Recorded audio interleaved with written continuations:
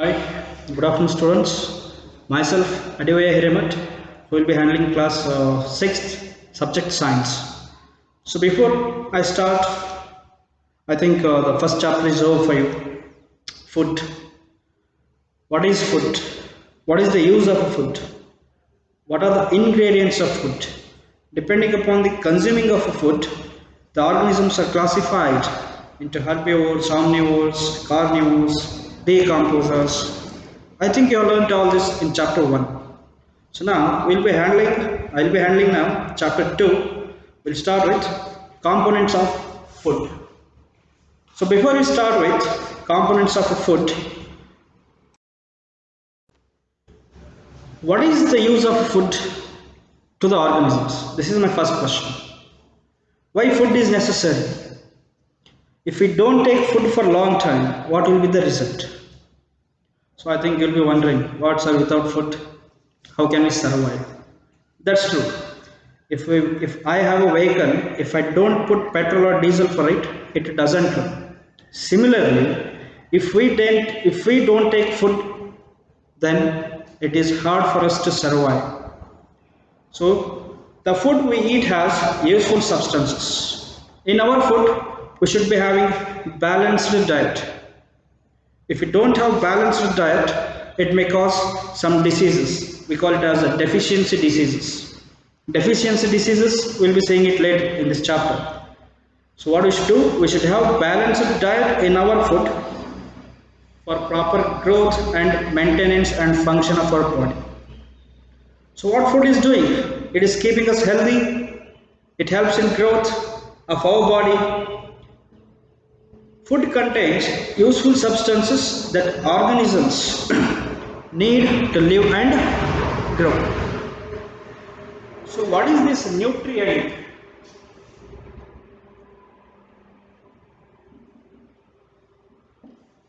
What is this nutrient? Okay. The substances that are needed to our body for proper growth and healthy of our body. So nutrition means the substances that are needed for our body for our proper growth and healthy. This is what we call as nutrient. So depending upon this, the food is classified into mainly 5 categories. Which are those? We'll see now. The 5 main nutrients in our food are: one is carbohydrate, fats, proteins, vitamins and minerals. So these are the 5 main nutrients which will be included in our food. So we'll see one by one. The first one is carbohydrates. What is the significance of carbohydrates in our food? The sources of food which are giving out energy are called as energy giving foods. The foods that give us energy are said to be energy giving foods. And the food items that contain carbohydrates,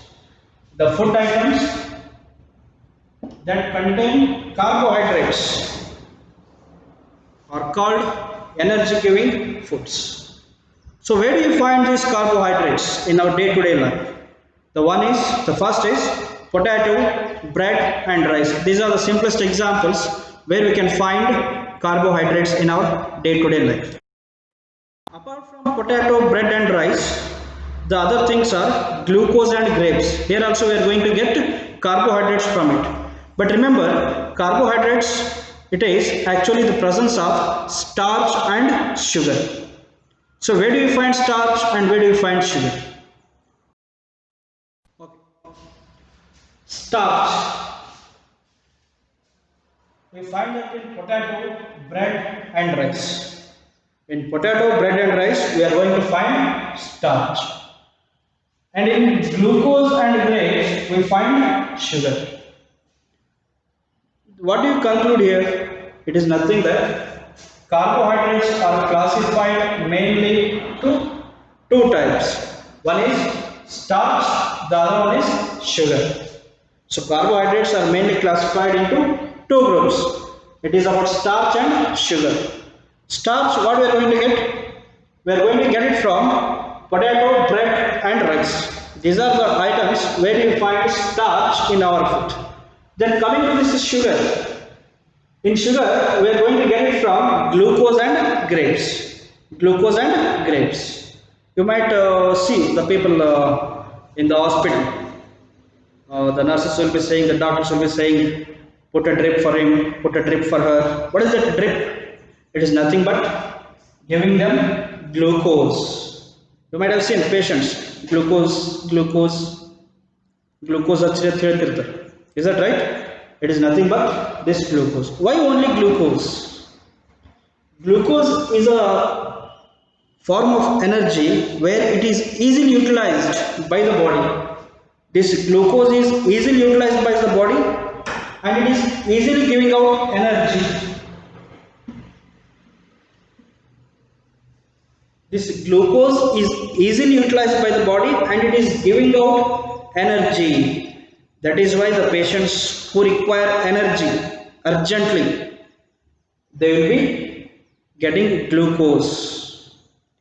Next, where do we get glucose? We get glucose from honey, fruits and table salt. What do we get? From honey, from fruits and from table sugar. These three are having glucose in it.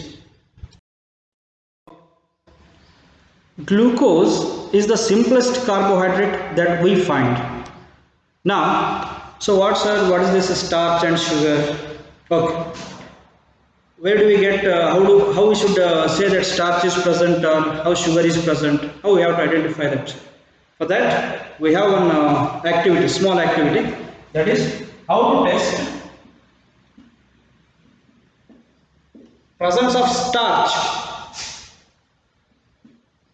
Presence of starch in our food. Okay, this activity has only few steps, but let's see one by one. To test the presence of starch, first what we have to do, we have to take the food sample. What we have to do? We have to take the food sample where we have to test the starch, whether it is present in it or not. That we have to take food sample. The next step, what it is? If the sample taken by you is in solid form, listen here, if the sample taken by you is in solid form, then what we have to do? We have to crush it. What you should do? Crush that. Crush it. After crushing, what you have to do? You have to add some water for it.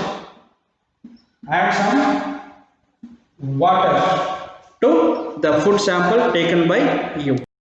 After crushing and adding some water, you have to take and you have to mix it well. Whatever the sample that you have taken, you have crushed it and you have added some water to it. What you have to do? You have to mix it well.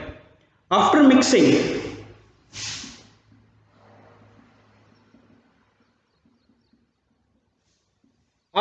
what you have to do? You have to add few drops of iodine solution. Add few drops of iodine solution to it. Iodine solution to it.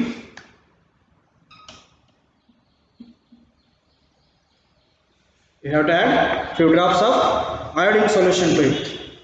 After adding this iodine solution to the sample taken by you, if it turns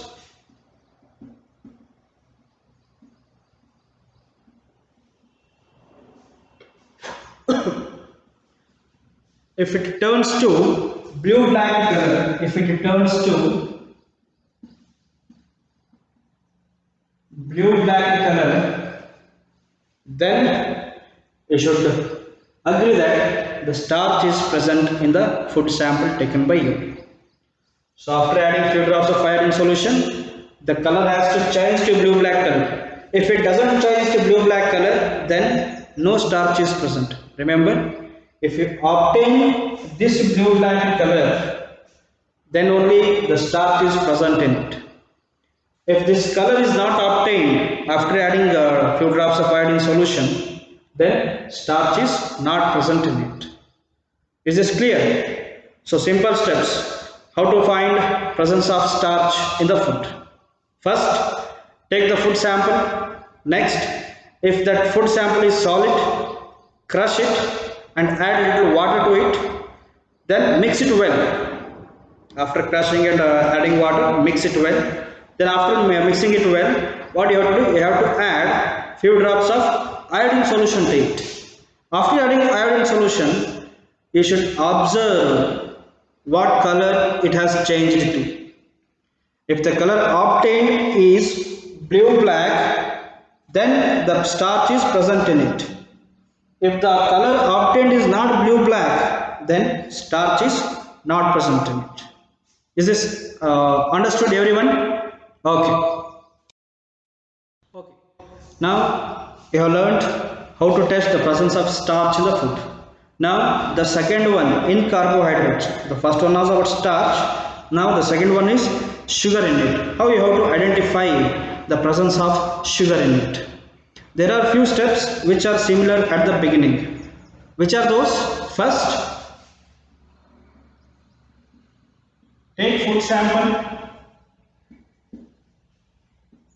Next,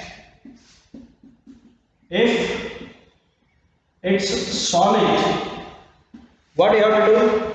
We have to crush it and then add little water to it. If it's solid, crush it and add little water. And add little water to it. After adding water to it, what you have to do? You have to add Benedict's solution. In the presence of starch test, what we had added? We had added iodine. Now what we have to add? We have to add Benedict's solution. What's that? Add Benedict's solution. And remember, this Benedict's solution is blue in color. This solution which you are using for adding, it is blue in color. So after adding Benedict's solution, what do you have to do? You have to heat that. Heat it for few minutes. You have to heat it for few minutes. What after heating? The colors may be different. You might get brick red, you might get yellow, or you might get green in color. If you get brick red color,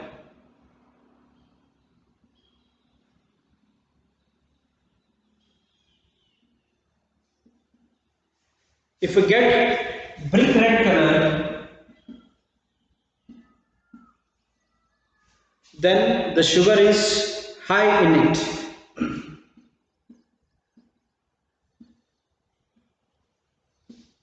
Then sugar present in it is high. If you get yellow in color, then the sugar there is medium.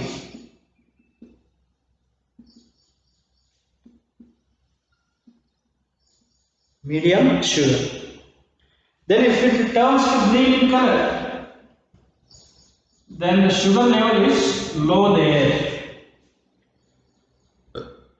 If you get brick red in color, the sugar is maximum there. We call it as rich in sugar. Then if the color turns to yellow, then the sugar is medium there. And if it turns to green, then the sugar level is low there. If you do not obtain any of these three, you don't get brick red, you don't get yellow, and even you don't get green, then that food sample is not having sugar in it. Is this clear? So once again I'll repeat, just listen carefully. So first what you have to do, you have to take the food sample, for which you have to test whether the sugar is present in it or not. Second one, if the food taken by you is solid, then crush it and add some little water to it. In case if you have not found any solid, then directly you can go for the next step. As the sample taken is solid, we have to crush it and then you have to add little water to it. After that, we have to add Benedict's solution. In the earlier part, that was in the presence test for presence of starch, we had added iodine solution, and for this test for presence of sugar, we are adding Benedict's solution. Until this crushing and adding water, the steps are same for even starch as well as sugar. So if we add Benedict's solution, then we are testing sugar in it. If we add iodine solution, then we are testing starch in it. So now as we are adding Benedict's solution, remember the Benedict's solution is bluish in color.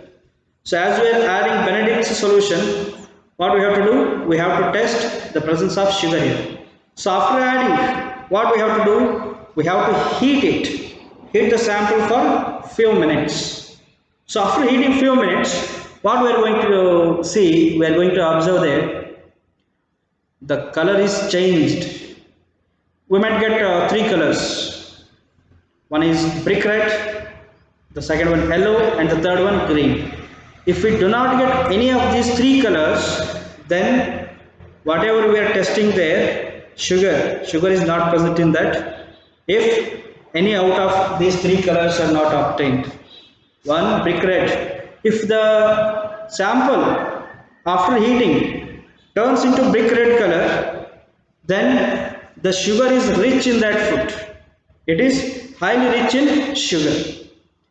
If we get yellow in color, then the food is having medium sugar in it.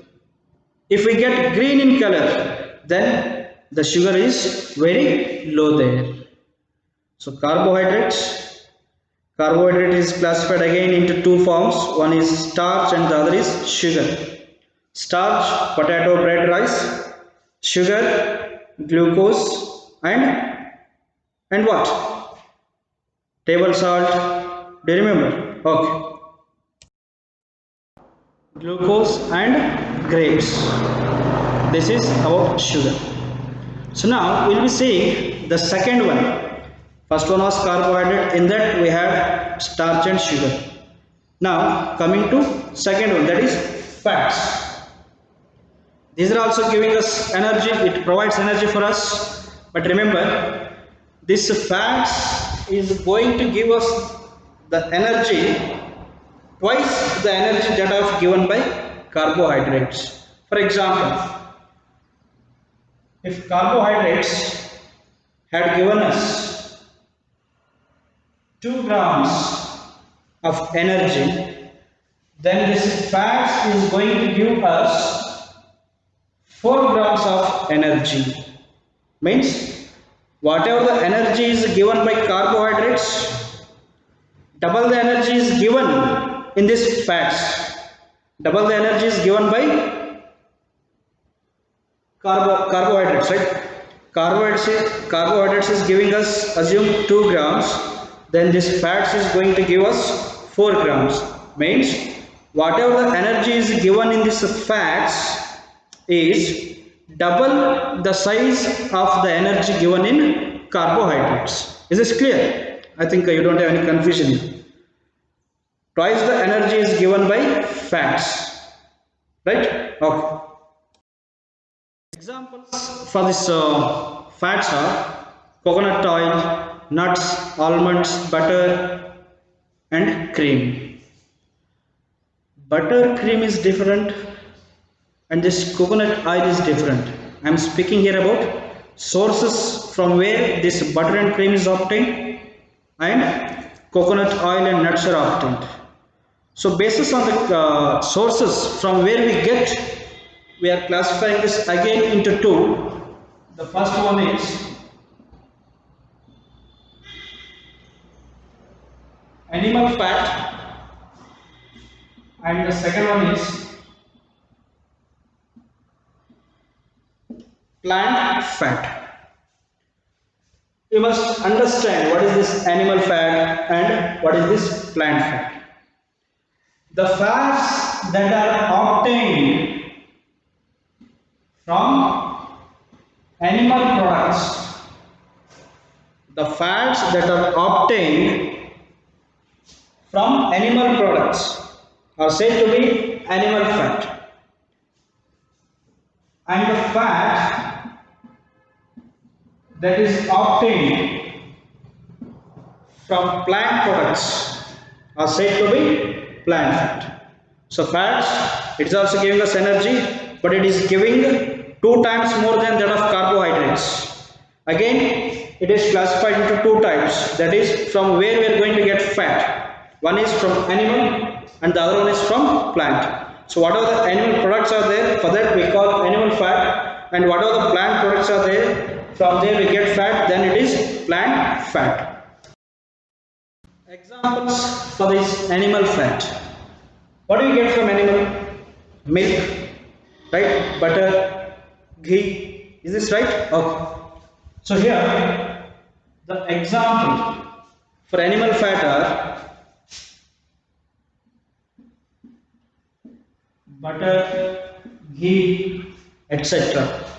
And from plants, we get oils, that is vegetable oil. So butter, do we get it from animals? Ghee, do we get it from animals? Ghee, do we get it from plants? No. You won't get ghee from plants. You get vegetable oils from plants. What these fats are going to do for us? Fats are going to keep our body warm. In winter, you all will be wondering, right? You want your body to be warm in winter. So fats are going to make our body warm. The excess amount of fat is stored in our body. Excess amount of fat is stored in our body. Stored in excess amount, it is going to cause us obesity. What is that? Obesity. Is this fine, children? Fats are going to keep our body warm. It is stored in body. If the stored amount is excess, means whatever the minimum requirement is there by the body, more than that, if it is stored in the body, then it is going to cause us obesity. And the work is, what is obesity? You have to find it and you have to tell it tomorrow. Everyone, right? Okay. Fine. We had found how to find the presence of starch, how to find the presence of sugar in carbohydrates. Now, how to find whether the food is having fat in it? For that, there are few steps, only few steps, right? First one, what you have to do? You have to take food sample. Step is take food sample. Then what is next? You have to rub it. Rub it on a white piece of paper.